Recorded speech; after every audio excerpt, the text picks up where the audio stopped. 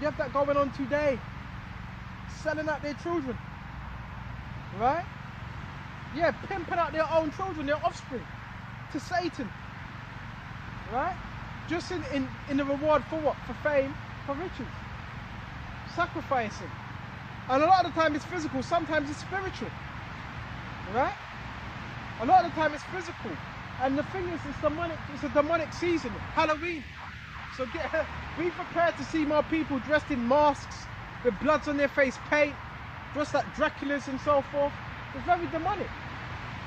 It all goes back to idols. Halloween is paganistic. Ain't nothing righteous about it. Then Esau wants to say, oh, well, they're just having a bit of fun. It's not fun, it's wicked. But because you're not any wise, you're going to see it as always fun. No, it's not. It's fun to you because you're wicked, you're ignorant. Now some of you are not even ignorant. Some people even know the origins of Halloween, but they will still follow it. Right? They will still follow it because they're not wise. And they delight in doing evil. Okay? There becomes a time, the scripture says, when I became a child, I put away childish things in Corinthians. When I became a man, I put away what childish things. Paraphrasing. So Halloween is something of youth, and the scripture says childhood and youth is vanity. So over time, you put that away because it's child youth and vanity. Halloween is vanity, and it's demonic. And what you're doing, what you're not actually doing, you're inviting demonic spirits into your vessel when you celebrate them. That's what you're doing. You're inviting them spirits, whether you know it or not.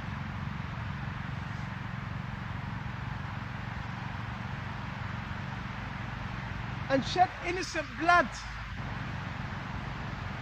even the blood of their sons and their daughters. And this time of year, there's loads of people that go missing. Loads of people go missing during this time of year. Loads of people. Why? Because it's the season of sacrifice. The elites, they be doing sacrifices. What do you think the whole trafficking is about? People being trafficked, children being trafficked. Yeah, in the UK, all around the world.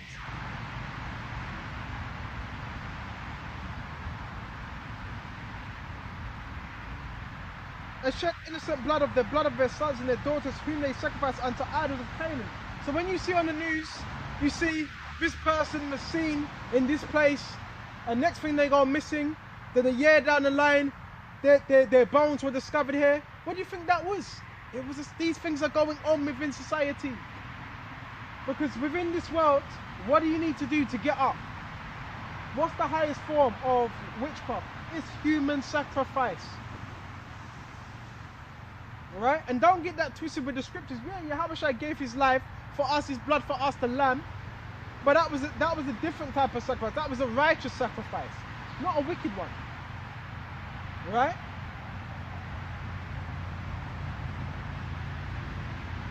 And what do people sacrifice for? Like what you see right now, not a nice car. Some people are just sacrificing life just to get a nice car. Some people are sacrificing their life just to get the nice woman, that woman they wanted. Just for that. And I see a bus go past that says strike for the price of silver and gold. People will sell out for nothing, for vain. You know? When the main thing is this word, that's all you need. The main thing you need is this word. Everything else is vanity. Okay? And the land was polluted with their blood. That's why they defiled with their own works and went to whoring with their own inventions. We were like a whore. And that's why we do speak about the women, because we also get on our women as well. But we were like whores to these other nations, going back and forth. And I want to say this as well, Baba Kashar, when you get the time, read Hosea, the 4th chapter, all of it. If you don't have the understanding of it, ask another brother to break it down for you. Hosea 4, and it really goes into the wickedness of our nation, the northern tribes as well, and Judah, that were committing idolatry with these other nations. Right? Spiritual idolatry, which is what? Fornication, which is whoring.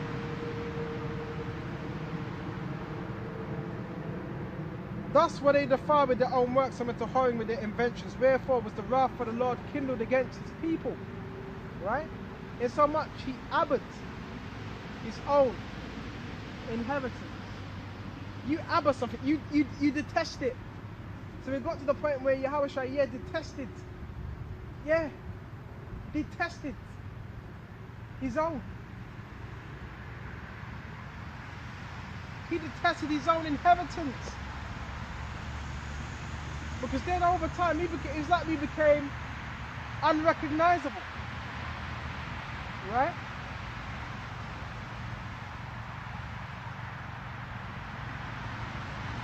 And he gave them into the hand of the heathen, and them that hated them ruled over them. So that's why we became ruled over, because of that. So you wonder why are the heathens ruling over us? Because of us, our transgression. You can say, oh, Esau, because a lot of men, they do topics on, oh, Esau done this. Well, why are we under under captivity? Why are we in captivity? Huh? Why are we in captivity? Because of our own transgressions. Esau's just a whipping stick. I think a lot of our people give Esau too much credit. A lot of people are extolling Esau more than they're extolling Yahawashi. Right? Or Esau this, Esau that. Yeah, Esau's the wicked. Esau's the devil. Esau's the whipping stick. Esau is the sword of the Lord, as it mentions in Psalms. That's all he is. But when you read the scriptures, who are the scriptures for? Israel. Who went off? Eve. Even a serpent in the garden. Yeah, Esau was there. Right? The spirit of Esau was there, the serpent. But who went off? Eve. Who followed? Adam. Who was the fault with? Was it with the serpent? The scripture says the fault was with the serpent who deceived. No, the fault was with Eve.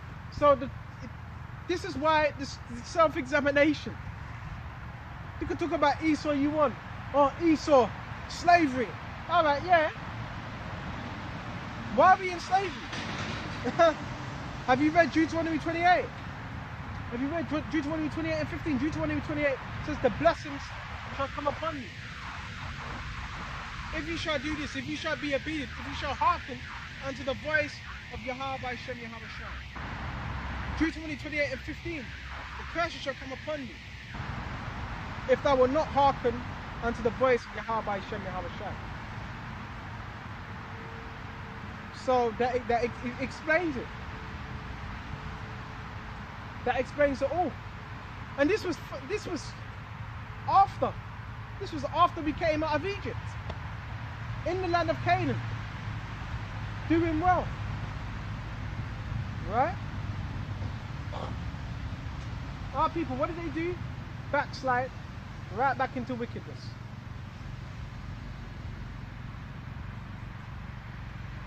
So now we're done with that. Let's go to John, right?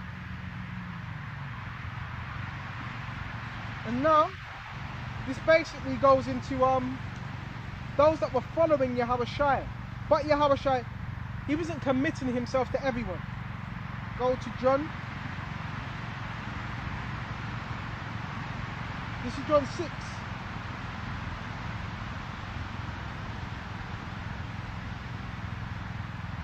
And we're going to start at, well, there's a lot here. John 6. Start at John 6 chapter. After these things, Yahawashi went over the Sea of Galilee, which is the Sea of Tiberias, right? And a great multitude followed him because they saw his miracles. They followed him because they saw his miracles.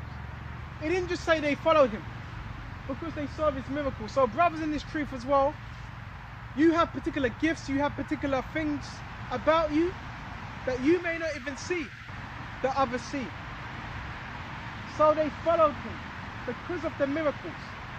So you may be doing miracles, but really you're supposed to know if you're doing miracles. You may have power, spiritual power, miracles.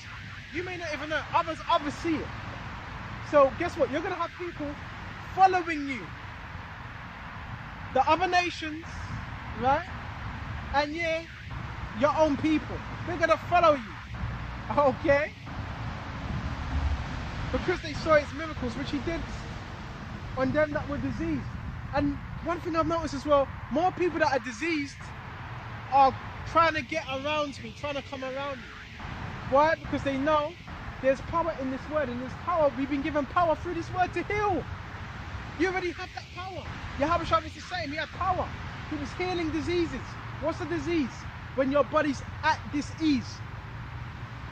Right? It's a chemical imbalance between the mind and your flesh. There's a disconnection. That's where you get sicknesses. Right? And a lot of time it's because your bloods, right? Your blood cells are not aligned. You have red blood cells, you have white blood cells, right? And they need to be what? Aligned in the right place. I don't want to get too deep, right? And Yahawah went up into the mountain. There he sat with his disciples. So you notice how he says he went up into the mountain. So you may even think, well, why are we so reclusive sometimes? Because Yahawah was removing himself from the multitude. There'd be times where he would remove himself and go up into the mountains with his disciples. Okay? And it says, and the Passover, a feast of the Jews, was nigh. When Yahawah lifted up his eyes and saw a great company come unto him, he saith unto Philip, and a great company, again, more people. He saith unto Philip, whence shall we buy bread that these may eat? It's like Philip said that. And this said to, hold on. No, Yahawah said that. Saith unto Philip, whence shall we buy bread that we may eat? Right? And this he said to prove him, for himself knew what he would do. Right? And it says, Philip answered him, 200 pennyworth of bread is not sufficient for them. Right? For every one of them may take a little. So Philip was looking at it like, this ain't enough bread to feed the masses that were in the wilderness. It's not enough. Right? One of his disciples, Andrew, Simon Peter's brother, saith unto him, I hope you can hear me on this as well. I hope you can hear my voice. Right? And it says, one of his disciples, Andrew, Simon Peter's brother, saith unto him, there is a lad which hath 5 barley loaves and 2 small fishes. But what are they among so many? Right? So hold on, there's only 2 barley loaves. Right? 5 barley loaves and 2 small fishes. That's all there is. How are we going to feed all these multitudes? These thousands of multitudes. Right? And Yahawah said, make the men sit down. Now there was much grass in the place. So the men sat down in number about 5,000. Right? And Yahawah took the loaves. And when he had given thanks, he distributed to his disciples. Right? And the disciples of them that were sat down, and likewise of the fishes as much as they would. So he divided that. He divided in fishes. How? Through spiritual power. Right? And it says, and likewise of the fishes as much as they would. When they were filled, he said unto his disciples, gather up the fragments that remain, that nothing be lost. That's why, gather up them fragments. There was still more remaining. There was still more remaining of them fragments, of the fish, of the bread. That's spiritual power. Right? Therefore they gathered them together and filled 12 baskets with fragments of 5 barley loaves which remained over and above them that had eaten. When those men, when they had seen the miracle that Yahawah did Okay, said this is of a truth that the prophet that should come into the world. So they had to wait until Yahawah had done that with the bread and the fish, instead of believing in the first place. Right? When Yahawah therefore perceived that they would come and take him by force to make him a king, so now they wanted to crown and make Yahawah a king. Okay? They wanted to make Yahawah a king. Okay? He departed to get into the mountain himself alone. And you see? He departed into the mountain. So there's a pattern of those that follow you, and it's like, bro, Babakasha, not being horrible, but just go away. I'm going into the mountain. So that's why you have to find a balance within this truth. Because people want to come around, and I want to say this ain't for the other nations, this ain't for you. Because you've got a bunch of heathens, they want to come around, they want to be where you are. Anywhere you are, they want to follow. This ain't for you, it's for the nation of Israel, the elect. Right? They want to cross shoulders with you, bump arms with you, you know, because they want what you have. But it's not for them. They have their idols. In the kingdom now, we're going to teach them of our ways, yeah. But this ain't for you. You're a heathen. Okay. Verse 15, when Yahawah therefore perceived that they would come and take him by force to make him a king, he departed again into the mountain himself alone. And when evening was now come, so he was in the mountain to evening, until the next day, night time. His disciples went down unto the sea and to enter into the ship, and went over the sea towards Capernaum, and it was now dark, and Yahawah was not come to them.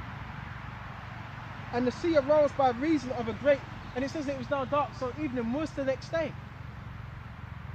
And the sea arose by a reason of a great wind that blew. So when they had